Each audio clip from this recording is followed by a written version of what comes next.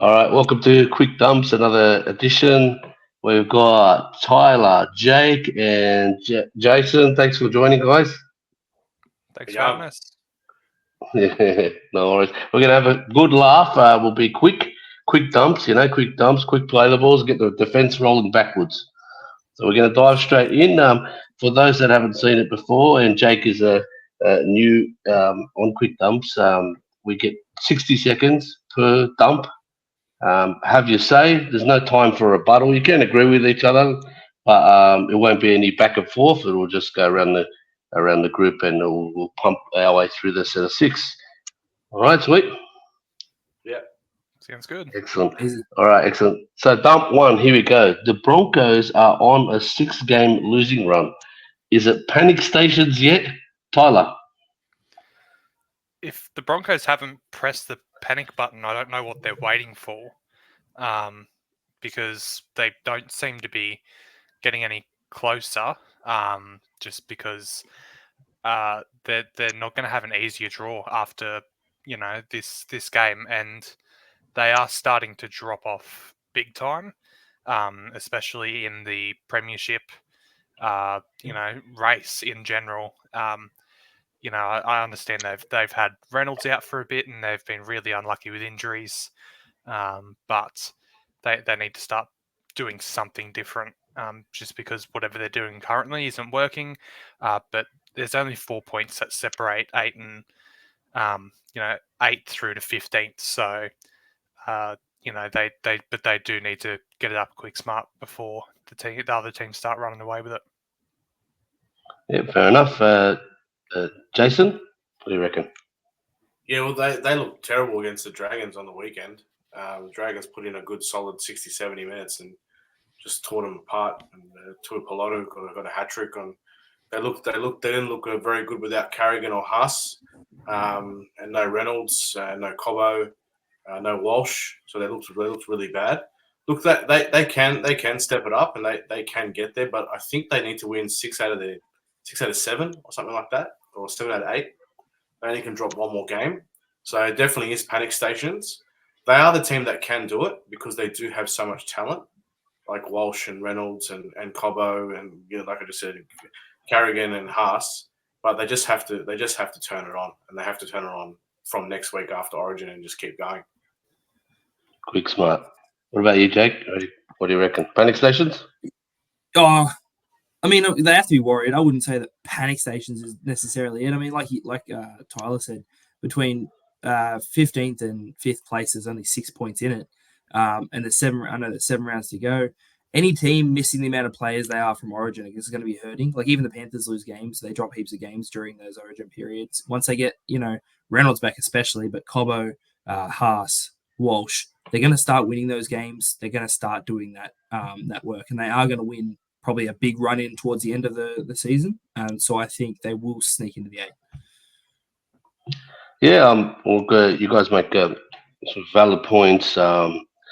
Look, to be honest, when we were playing the Broncos, I said to my wife, I said, we're going to get pumped by 50. It shows how much I know. we ran away with the first half and, the Dragons. But as far as panics, they got to start winning. I'm fearing that it looks like exactly what happened to Parramatta. They lost Moses, then they lost the cohesion.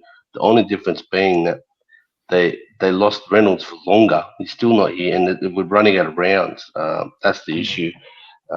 But it'll be interesting to see if they have a plan B, something that just for them to turn the corner.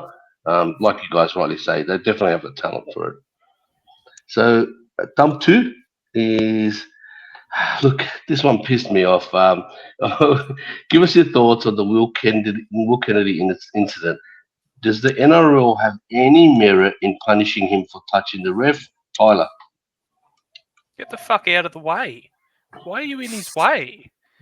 What do you want him to do? He can't phase through the ref. I know our players are talented, but they're not magicians. Like, I don't understand this whole thing about the refs getting in the way and then the players getting punished. The refs obviously need to work on their positioning throughout the game. And yet again, I understand that it is hard to cover everywhere all the time. However, you can't get in the way of a team that's on a break. And and I said this to the boys on the weekend, it doesn't even seem to be consistent because other players get away with it and some don't, and some get fines and then some get suspended, and you need to make a judgment call on it. If it is completely accidental, then I don't understand getting suspended for it. It's stupid. Obviously, if you push him over on purpose, yes. But I don't think Kennedy meant to do what he did. He just kind of got in his way. Yep. What do you reckon, Jason? Well, I saw a bit of what Graham Annesley said in his little conferencing that he does, and he was apparently quite passionate about it and said, we need to draw the line somewhere so there's not this floodgates type issue where the younger grades or A grade or B grade go around pushing the ref around, and I accept that. That's totally correct, but that's not what happened with Will Kennedy at all. That's not what happened. The referee stepped into his line. The referee stepped I'm sorry, these guys are running at 30 k's an hour. The ref did not know what was going on behind him. And instead of stepping away from the ball, he stepped towards the ball and in the path of where Will Kennedy was running. Sorry, that's the ref's fault. Just get out of the way. The ref unfortunately needs to have a bit of onus on them about where they're actually positioned. And I'm honestly sick and tired of the players do one tiny thing wrong and they're getting suspensions when the refs can make 100,000 mistakes and they're still in the bunker making even more mistakes. Find the ref. Suspend the ref for getting in the way. Just get out of the way, mate. Jeez. Maybe in a parallel Earth. What do you reckon, Jake? Oh, yeah, no, it's rubbish. I mean, realistically, he's watching the ball. He's watching the play in front of me. He's not looking around to go, oh, it's the ref in front of me. I don't want to hit him. He's sprinting into that position thinking his players are near him. And obviously you have to have some level of awareness of what's around you. But you know what? The ref steps into his line, like Jay said. He stepped into the way. If Graham Annesley is so passionate about it, teach your refs where to stand. Teach them where to be correctly and properly and put them where they're supposed to be. Don't, get up afterwards and be like, oh, yeah, we have to make sure the younger grades don't do this. Because Will Kennedy didn't do it on purpose. It's not as if you ran into him going, yeah, no, I'm going to hit this ref. They were flogging him. What did they need to do that for?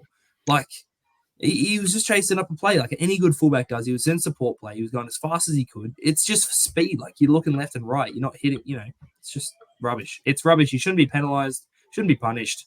Nothing should have come from that. It's one of those accidental things that happens.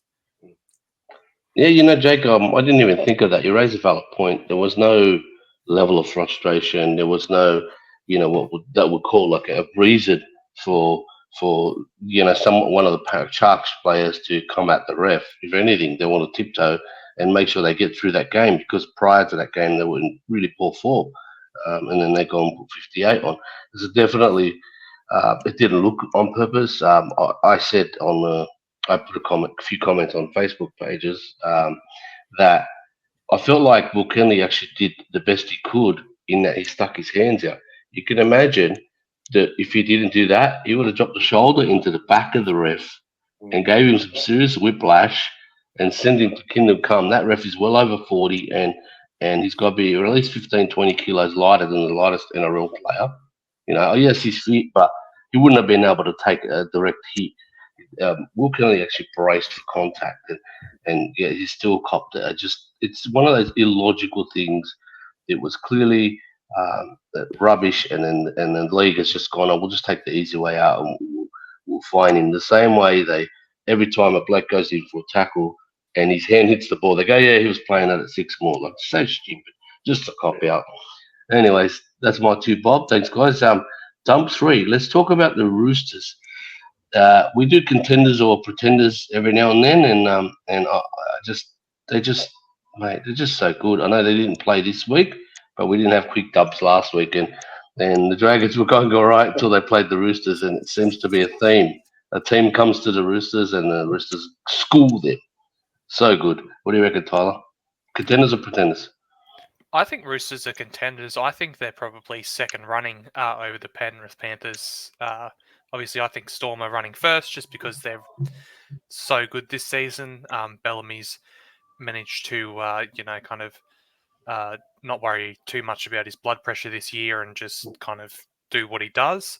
But I think Robinson's got him where they need to be.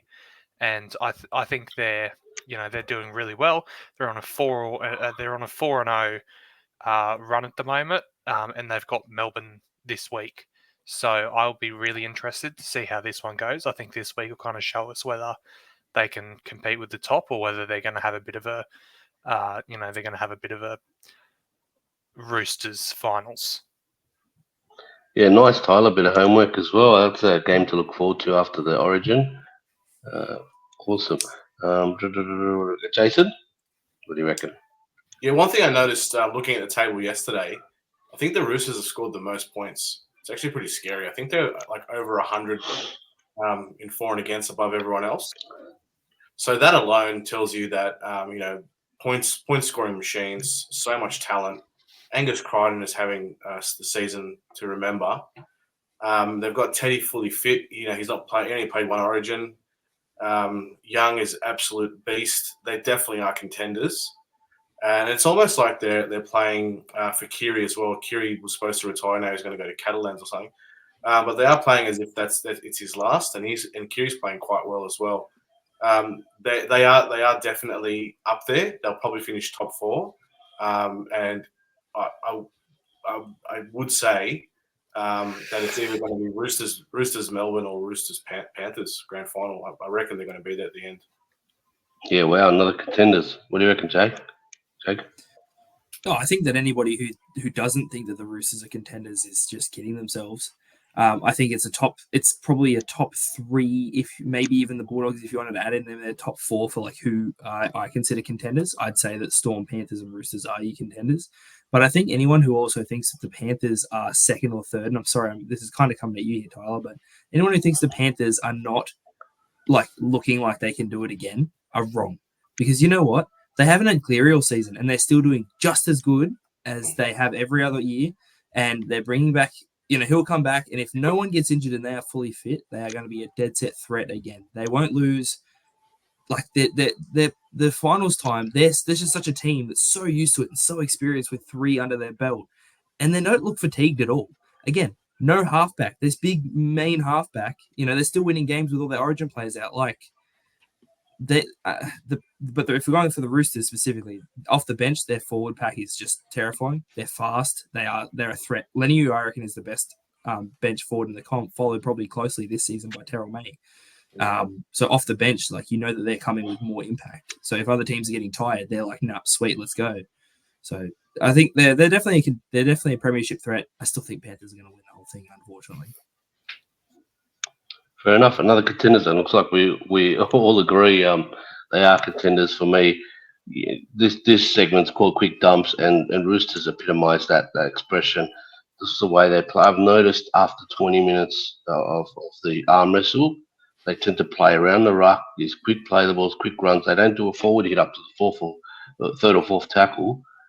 Joseph Manu sniffing around and Teddy sniffing around, and they just get the opposition running backwards from the 20th minute and the first 20 minutes of the second half. They seem to own the game, and it just seems to happen every week. So there's no coincidence, but yeah, contenders for me as well, guys. So, dump 4, here we go. So, speaking of homework, Tyler, I've done a bit of homework on this one. Strangely, I found 9 teams over the last 3 rounds only scored 12 points or less. A lot of them only 6 points. Now, the question here is it a testament to the defense, or is it just really poor attack? What do you reckon, Tyler? I think that we're in the middle of the season and teams are starting to feel a bit fatigued. And also, once a top team gets in their rhythm and just attack, it takes all the attack out of the other team. And they have no chance. And I feel like the defense this year is probably, kind of tightened up a bit, even though we have had a few blowouts. But, those blowouts haven't been anything really shocking as such, looking back at the teams that have been blown out. But I think that, the full 17 are probably at the peak of their power at the moment, which is good for some and really, really worrying for other clubs. But I think it's probably, just really, really good at defense and a bit of fatigue as well. Nice. Jason? I think it's the attack these days. A lot of teams are focused on structure, and the better teams aren't. The better teams are just playing what they see.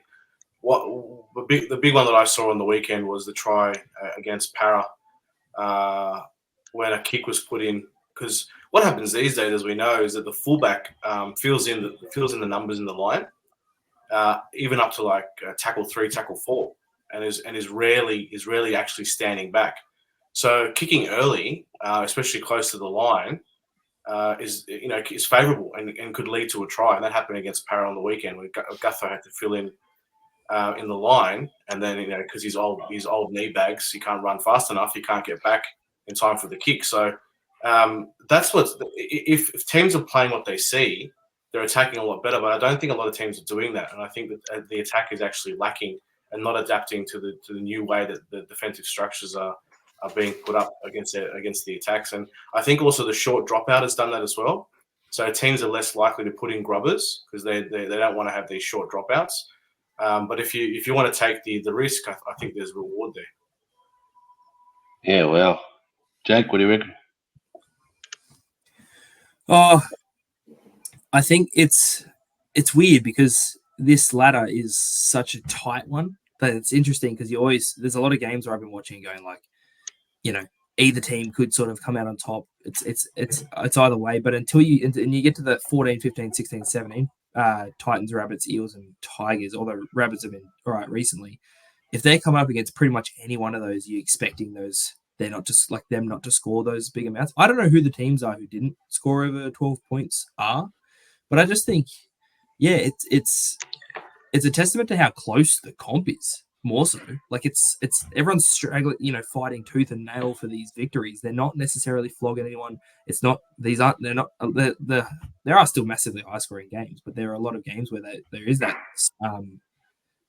like that difference in the attack compared to like if you're coming up against the Storm or the Roosters, you can expect to score one try maybe if you're lucky. You know what I mean? Like that's what I would say is it's just you're coming up against teams that I think it's a testament to the defense of those teams. Like Bulldogs, same thing. They've been defensively fantastic this season, and I think that they've been working on that, and that's what it is. Like testament to the defense for sure. Yeah, nice. I agree with everything you guys said. I'll just add one thing. I think this weather been heavy underfoot right across the east coast. Predominantly where rugby league is played, and I think it's some teams, the good teams, they have their set pieces that they rely on to get that 10, 12, 14-point margin, and then the other team starts playing jungle ball to panic, and it's not scoring. So I guess the conditions. So I've gone in the middle. I haven't said defense or attack. So yeah, I'd add the conditions to all the points you guys made. All right, dump 5, and you guys mentioned it more than once. Tyler and Jake, you mentioned it. 6 points separating 5th to 15th place. It's crazy, given that it's so late in the season. Give us 2 outs from the bottom of the top 8 and 2 teams that can replace them. This is why I gave you guys the dump early, so you can have a look at the table. Who wants to go first? Tyler again? Yep, You good? I'll kick off. Excellent. So the 2 that I'm going to shift out is the Cowboys, and I'm also going to shift out the Doggies. I feel like they're going to have a late drop off. I don't think they're as good as everyone says they are this season. They're definitely a changed team, yes, but we're forgetting what they've done the past few years, where they go on a bit of a mid-season run and can get around that, sniffing around the 8.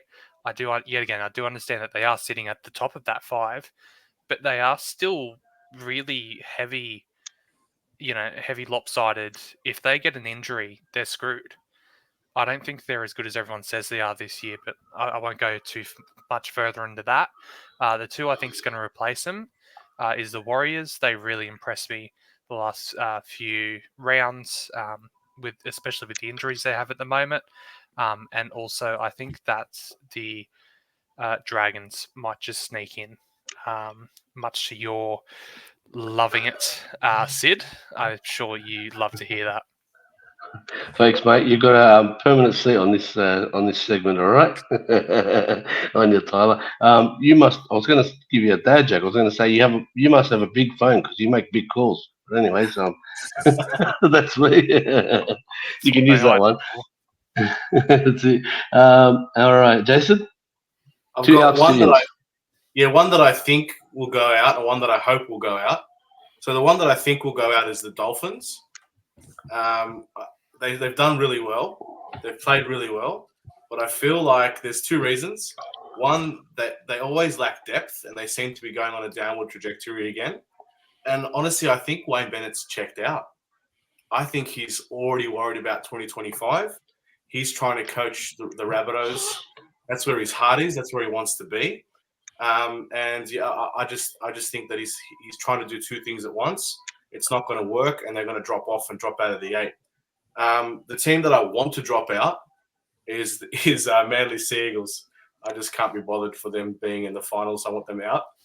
And the ones that I can see replacing them, definitely the Knights. So Bradman Best coming back from Origin, Ponga coming back from Origin.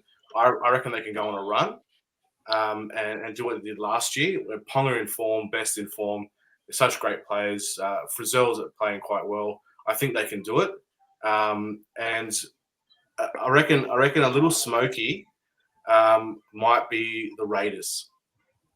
Sometimes Sticky Ricky can get them up and get them going, especially when they're playing for something. They're only one win away from the 8, so that's a team that sometimes can be a real smoky and just grind out wins. Yeah, wow. Now you got me doubting my own choices, but we'll go to Jake first. If I have to pick two people that'll drop, I think Cowboys. Look, they're obviously coming 8th, but also they've just been very, on and off, hot and cold this year, a bit flaky in defense, and I don't know. I just don't see them staying there, and I think there are some other teams that might sort of fix their seasons up. They have the time to do it, and I think they'll drop out. I can't see. I actually can't. Just to your point there, Jason, I actually can't see Seagulls dropping out unless Tommy Turbo does get injured, because then Cooler's out as well. They don't have their back line, like they've lost. But he's with Turbo back. I think they stay in there. So I'm gonna have to. If I have to pick someone, I'm gonna pick the Dolphins as well. Mostly because Turbo's back for Manly. So let's say Dolphins and Cowboys drop out. I think if I have to pick two to come in, there's no way I'd be picking Knights. They have been that last game they played was dreadful. That last one, I can't remember who they versed, but they just played shocking. I know they've got Ponga coming back and stuff like that, but yeah, I go Dragons. Dragons might shift up. They've been in good form recently, been in good nick. But I'm also going to go, and this is a bit controversial here. I'm going to go with the Rabbitohs. I know they don't have Latrell Mitchell, but they versed the Tigers twice and have a bye in that last few rounds. I know that. That's like 3 buys. That's basically 3 buys. So there's your 6. There's 6 points right there, and obviously they have some tougher games at the back. They don't want it to come to the back end because I think they versed the Storm and Panthers. They basically need to win from now on for that to happen, but I think they can against the teams they've got. I'm going to go Rabbitohs and Dragons to sneak up. Nice. Man, I changed my mind so many times during the 3 of you, while the 3 of you guys were talking. I've got the outs. Look, for the same reason for both teams. I don't like their coaches. I think both their coaches are pretenders, and that is the Cowboys and Manly. I know you guys made some various good points. I just think Cowboys have been too patchy, and in the forwards, I'm really concerned that their big forwards aren't at the peak of their physical peak, if you like, their dominance. So Tamalolo and what's that guy that put McKinnon in the wheelchair? What was his name? That tall guy? Just McLean? mind blank. Yeah, McLean. Like a couple of years ago, he was very hard to tackle, and now he's walking up for a cuddle, and they're just not punching the line, and they're relying on their backs, and you got to be able to. You got to have some monsters dominating. I just don't think they're doing that. And Manly, I hate Manly, so that doesn't help my decision. But I just think, yeah, fair, I agree. And Yeah, that's it. But I think their away form is very different. Like the difference between their away and their home form. Obviously, Brookies are they're really good, but away they're crap. And the Dragons game was a perfect example. We pumped them at Wollongong, and then they put the cleaners through us at Brookie. And you've got to win more than just your home games. That's for sure. Um, and the ins has got to be. I'm just gonna give Broncos a chance. And my dark horse, my smoky, is going to be the Titans. I just always like the Titans, the talent, plus my favourite player, David Fafita / the Raging Bull 2.0. So if he stays healthy, they're gonna make it. They're gonna do something. All right. So last tackle, we finally got there. 25 minutes later. um, Last tackle, the back line is set. We're going to run it, and this one's always. I like to put the last as just a bit out of left field, not necessarily on-field stuff. There's a bit of talk in and around social media in recent weeks about a draft. I don't know much about these guys, so I want your pros and cons, if any, if you have any opinion on it. I think Tyler might have had an opinion on it a couple of weeks back. So we'll start with you. What do you reckon? Put you under the pump there. Look, I watch a lot of NBA, and I quite like the way they do their drafts. I think it's worth possibly giving it a try, although the reason it works for the NBA is because there is 2 conferences, and the picks actually matter. And we don't really see the big transfers that we see in NRL in NBA. It's usually swap deals for a few picks and a younger talent for one big star. So I don't quite know how the dynamic would work in the NRL, but I mean I would love to see it because I always enjoy sitting down on NBA draft day, both 1 and 2. Just because, I find it quite interesting. And, we have these young stars coming through, and I think we should be celebrating, and every team should be just gunning for them. But then you also run into the issue of, the top 30 and development contracts and such, just because every team is a feeder team in the New South Wales Cup pretty much. So they need to get rid of that if they're going to do the draft, because otherwise it's not going to work. But then, yeah, it's a hard one to see how they're going to do, but I would like to see it either way. Good start. Love it. Very insightful. Jason? Yeah, well, on that, continuing on and flowing on from that, I don't think rugby league at the moment can do it. I don't think it's viable because of that issue with development pathways and that the fact that every lower grade is a feeder into the higher grades. It's just unfortunate. I don't think it could be possible at all. Everyone will be up in arms because we're all about developing juniors and developing the pathways. And then all of a sudden, then the best juniors just go up for auction. I don't really think that works, and I think that goes against sort of the fundamentals of what the NRL is trying to do in developing juniors and developing pathways. So I think at the moment for the foreseeable future, it's just not viable at all. It just can't be done. Fair call. Jake? Oh, I agree with both you guys. Like, I think that it would be so great to see if it could be done, but it would require a whole overhaul on how a whole system works, and it just won't work in that capacity. And for your point, Tyler, I think the biggest difference would be, I'm fairly certain, I mean, while they might have managers and whatnot, I'm fairly certain that basically like the teams kind of more so own the contracts of players in those leagues, so they can go like, we have made an agreement with another team or club or whatever you call it to swap you. Like, we're doing this, you have no choice in it. This is what we're doing. You're owned by the NBA. Whereas for us, we have player managers and they own. The team doesn't necessarily own that contract. It's a mutual agreement kind of thing. It's a bit different in that scenario there. I'd love to see it. Like, you'd be good to see. Like, it would help. Like, you've got West Tigers who come 17th every year. I mean, it's a bit harsh, but it's true at the moment. And like, think about that. They might have been able to bring across like Suafar Longos, or when Harry Grant was loaned over to them, they might have been able to go, righto, he's an M1 draft pick. He's making such a big difference to us. That's that type of thing. Like, it'd be so good to be able to see it to be a bit more fair and spread the talent around. It'd be great, but what are you going to do? Yeah, no, good stuff. All good stuff. Look, I've got sort of a pro and a con. I thought, and again, I don't know much about it, but I would say they'll pull off 20 or 30 young talented players that get seeded, sort of thing, like tennis, if you like. And those will be the picks. And then the lower you are on the table, the higher your pick you get. I wouldn't go as far as NBA where they trade picks for the next 30 years and whatnot. Yeah. But on the flip side, the downside, I could see how it probably will not feasible for, say, a young 18-year-old. He's growing up, he's a Canterbury junior, and then the Cowboys get him. Well, he's going to leave his family now, sometimes even younger, right? Leave his family and go to North Queensland all by himself, and he has to go because he got picked up. Maybe it's not like it's probably not the Australian way, I guess. And the other thing the question that when Jason was talking that sprung to mind for me is where would be the incentive for the teams to develop players if they're going to lose them in the draft, right? Yeah. So yeah, I guess that's all 4 no's. How good's that? So we pretty much agreed on most of those tips, those dumps. But it's a like really your good idea. yarn. Appreciate it. Sorry.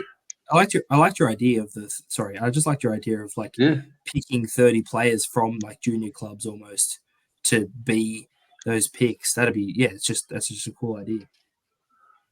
Yeah, maybe like they got a choice, right? Maybe they have a choice. So if they're in that scenario where they don't necessarily want to be drafted by the new Perth franchise, well, yeah. Well, what about just quickly, just because it's just come to go for mind. Sorry, I'm just dragging it on, but I just thought of something.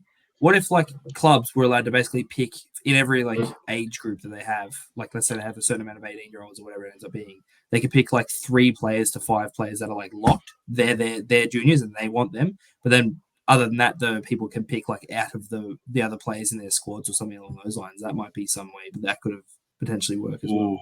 So that you're locking in, like you are still developing the juniors that you want. You're like, these are guys we're sticking with and we're developing them.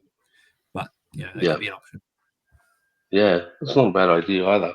What do we know, buddy? We're just a couple of punters, a couple of drunks, couch coaches. Can I do a captain's challenge to dump 3 about Will Kennedy? I want to do a captain's challenge. Yeah, go for it, man. Of course. I forgot to mention that Luai smacked the ref and got away with it. So if Graham Annesley is so passionate about it, he should go back and suspend Luai, who purposely pushed the ref out of the way. So, Jace, you're not going to like this. You're not going to like this, mate. But what about the one where and he didn't run into him on purpose, but he did run into him, Gutho, the other day? Yeah, but Gutho got fined. Did he? Yeah, Gutho got fined. Oh, I didn't wow. know. No, but wasn't that for yelling at the ref though?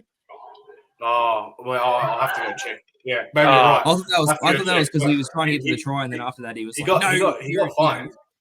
He got fined for fair that game. Yeah. Well, that's valid. Well, then look. Gutho's the king. What do you do? Yeah, what do you say? Guys, it's the protected Panthers. cool. Come on now. Yeah. Yeah, Panthers are protected. Yeah. Did you guys see the picture I put on the group of Frizzell in 2016? He was getting back on side. The ref had blown a penalty against the Dragons, and he just sort of patted him. Like when you walk past a woman and you don't want to sexually assault her, you pat her in the safe spot. He's just like, oh, sorry. And the ref's like, no worries. And then he got 1 week suspension for the rest of the fucking joke, man. God. Yeah, true story. That's the best That was analogy filthy. ever. So, Yeah, you like that? the safe zone. Yeah. All right, boys. Well, look, we're still recording, so we'll wrap it up. Thanks for jumping on. I hope I wasn't stuttering Stanley as much as last time. Oh, good. It was a bit of fun. Jeez, Yeah. Good. that's Great. good. You did well. All right, legends. I'll talk to you later. Cheers. Thanks, Ed. Thanks.